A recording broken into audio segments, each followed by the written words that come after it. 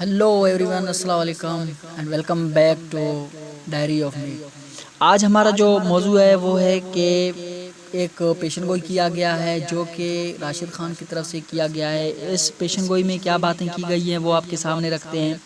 भारत के फिल्मी मुबस्सिर कमाल राशिद खान अलमारूफ के ने बॉलीवुड अदाकारा प्रियंका चोपड़ा की शौहर निक जॉन से डाइवोर्स के हवाले से बड़ी पेशन गोई कर दी है।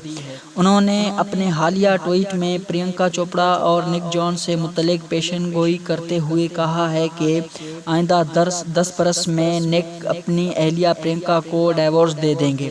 वाज़ेह रहे कि के की जानिब से की जाने वाली बेशतर पेशन गोइयाँ सोशल मीडिया पर ज़ेर गर्दिश हैं, जिस पर सारिफीन भी बड़ी तादाद में रद्द-ए-अमल दे रहे हैं।